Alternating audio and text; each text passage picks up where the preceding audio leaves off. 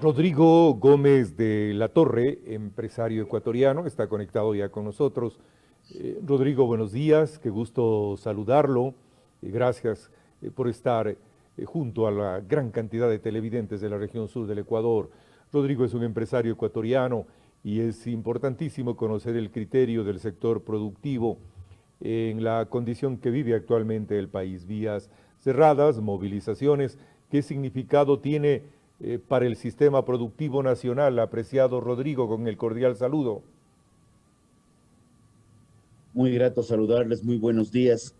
Y creo que el escenario que teníamos el día de ayer al escenario que tenemos el día de hoy son dos escenarios completamente diferentes. El día de ayer fue un día de bloqueos de vías, destrucción en ciertas zonas, particularmente Quito. La destrucción de los bienes patrimoniales en Quito ha sido por parte de estudiantes fundamentalmente, incitados obviamente por esta manifestación eh, llamada de protesta social, del derecho a la protesta social, lo consagramos todos. Sin embargo, una cosa es el derecho a la protesta y otra cosa son los delitos cometidos. El cierre de vías, destrucción de bienes públicos, invasiones a propiedades privadas, pues ya no son derechos, son delitos. De igual manera, hemos visto en la vía Cuenca-Molleturo el incendio de un patrullero con dos policías adentro, por favor. Eso ya es intento de asesinato, no sabemos cómo habrán parado el tema. Pero claro, este escenario cambia cuando al principal cabecilla de la banda, porque aquí parecería que esos serían los términos que debemos utilizar, al principal cabecilla de la banda, que ha incitado a la violencia y lo ha dicho públicamente y lo ha dejado por escrito en un libro que publicó tiempo atrás, obviamente meterlo, llevarlo preso ante a flagrancia para investigación, evidencia que la situación es distinta y que hay un Estado que está presto a colaborar para mantener el orden público. Nadie se opone al derecho a la protesta social, en tanto y en cuanto sea pacífica y no sea en base al cometimiento de delitos. Había la posibilidad de un diálogo, lo llamó el presidente de la República, el ministro del Interior también ayer fue constante el llamado al diálogo. Desde la CONAIE también proponían un diálogo, pero con esta detención prácticamente se cierra esa posibilidad. He escuchado hace segundos nada más declaraciones de dirigentes de la CONAIE que esto determinaría una prolongación más de la paralización. Cerrado ya prácticamente el diálogo, Rodrigo. A ver, yo creo que hay que entender qué es un diálogo, primeramente. Diálogo es cuando nos sentamos a conversar, tú me expones tus puntos, yo te expongo los míos y buscamos puntos nuevos de consenso. No es lo que tú dices, no es lo que yo digo, sino es una construcción conjunta de una tercera visión. Lo que la CONAIE ha llegado desde el primer día, en junio, a plantear fue una lista de pedidos y más bien con tono de exigencia. El gobierno tiene que cumplir con esto, que son nuestras propuestas. Ellos les llaman propuestas, pero lo que ha llegado es con exigencias. Eso no es un diálogo. Eso se califica como diálogo de sordos, en Analicemos donde los el uno pedidos. impone. El primero, la disminución del costo de los combustibles. ¿Eso no favorece a ustedes los empresarios? A ver, técnicamente a ver, ¿cómo ponerlo? En términos bonitos podríamos decir que bajen los combustibles, que bajen y que bajen a menos de la mitad, porque lo que dice Leonidas dice es muy poco. Sin embargo, cuando los combustibles bajan y el Ecuador es deficitario en producción de derivados y tenemos que comprar a precio internacional, lo que estamos haciendo es exactamente lo contrario. El Estado tiene que gastar muchísimo más plata en subsidios y de hecho, este 2022 se va a gastar muchísima más plata en subsidios de lo que se gastó el 2021. Y ahorita tenemos precios congelados. Perfecto. ¿Y esa plata de dónde sale? Sale de tu bolsillo, sale de mi bolsillo, sale del bolsillo de todos los que nos están escuchando a través de impuestos. Entonces, lo que tenemos que hacer es propender más bien a buscar mecanismos de ahorro de combustibles, conscientes que el uso de combustibles fósiles es, es un aspecto altamente contaminante para el medio ambiente que ellos mismos dicen proteger.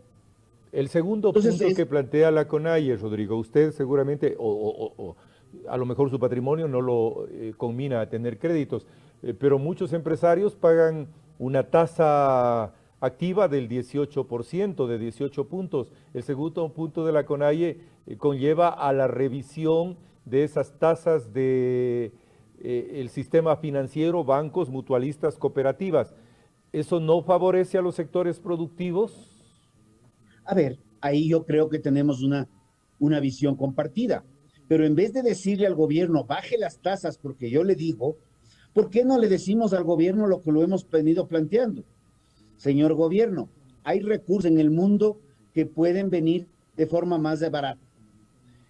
Libere a través de la Junta de Regulación y Control Monetario el impuesto a la salida de divisas, elimínelo, porque los recursos que vienen de fuera están vinculados al ISD para cuando salen. Y como son créditos, tienen que pasarse. Entonces, eso de ahí hay que hacerlo y hay que ver cómo solucionar ese problema.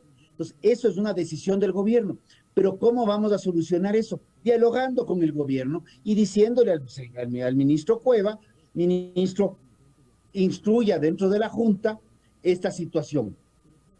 Perfecto. Los puntos del 3 al 10 tienen que ver con seguridad, con una adecuada entrega de medicinas a los hospitales del Ecuador, que no hay medicina, sostiene la CONAIE, que mejoren, sí, los actos violentos de inseguridad en el país. En ese orden están el resto de puntos. Apreciado Rodrigo. Yo creo que ahí tenemos algunos puntos igual coincidentes. Mira que no están distintas las posiciones. Tenemos que mejorar el tema de provisión de medicinas y la provisión oportuna de medicinas. Y puede ser que falte dinero, pero ese se contradice con el primer punto. Porque si el Estado tiene que gastar más plata en subsidios a combustibles fósiles altamente contaminantes, ya no va a poder gastar en otros recursos. Seamos más eficientes en eso y gastemos de mejor manera en el tema de recursos. Claro, Pero la CONAIE dice que no gasta en subsidios, que el dinero se destina a pagar la deuda externa. Eso dice la CONAIE en sus comunicados. Pues yo a la CONAIE le invitaría a que revise también las cuentas fiscales, porque es facilísimo y si el gobierno no lo está publicando ampliamente, pues que lo haga. Una cosa es lo que el precio del petróleo sube y ahí también suben las compras de derivados. Se estima que para este año se van a gastar alrededor de 2.000 millones de dólares en derivados. Perfecto. Entonces hay que tener mucho tino y hay que saber sobre qué se pronuncia uno. Y ahí yo creo que hay algo que hay que trabajarlo profundamente. Rodrigo, no creo que es un tema tan sencillo. Sobre su análisis primero en este diálogo, que siempre es grato recibirlo en el sur del país, entonces el gobierno está mostrando una posición válida con la detención de Leonidas Issa, que prácticamente cerraría el diálogo. ¿Cree que eso terminaría la medida de hecho indígena del país? Mira, yo creo que la medida se va a ir desinflando. Ya veníamos viendo inconvenientes en levantar, como se llama, en levantar a las bases porque la situación no estaba muy clara. La gente está en un momento de crisis. El Ecuador pasó un octubre negro en 2019 con pérdidas, según Banco Central, de 830 millones aproximadamente, estimadas en términos por otros analistas de más de 1.500 millones. Esto fue octubre del 19. Entramos al 20 y perdimos 7.8% del Producto Interno Bruto. En el 2021 se recuperó solamente un 4.4%. O sea, todavía nos quedaba 3.4 de Producto Interno y para este año no vamos a llegar a esos valores tan altos. O sea, el Ecuador está en proceso de recuperación. Lo menos que necesita es más paralización. Perfecto. Aquí hay que analizar en un término más global. ¿Vamos a sacar un país adelante o vamos a hundir un país? Y la propuesta por escrito del señor Issa es la de destruir el órgano, la estructura del Estado porque él quiere un nuevo gobierno donde él sea el emperador. Y eso no puede continuar, pues. Vivimos en un Estado de Derecho y en un Estado de Derecho de 18 millones de ecuatorianos. Y cuando hablamos de un Estado plurinacional, pluricultural y pluriétnico, en ese pluriétnico y pluricultural y plurinacional estamos todos, mestizos como soy yo, blancos, negros, cholos, indígenas, extranjeros, extranjeros que se han nacionalizado y otros que están viviendo aquí. Es un estado de todos, no es un estado de un grupo representado por un señor Isa que no los representa a todos porque claramente muchas agrupaciones indígenas lo han dicho pública y abiertamente en los últimos días. Muchas gracias, Rodrigo, por su análisis. Muy gentil, muchísimas gracias. Siempre grato A ti, recibirlo. Muy muchísimas amable, gracias. Rodrigo Gómez, del sector empresarial de nuestro país. Voy a reiterar las imágenes en las que se detiene a Leonidas Issa, esta noticia que ocupa los medios nacionales. Ahí lo tienen. Es detenido Leonidas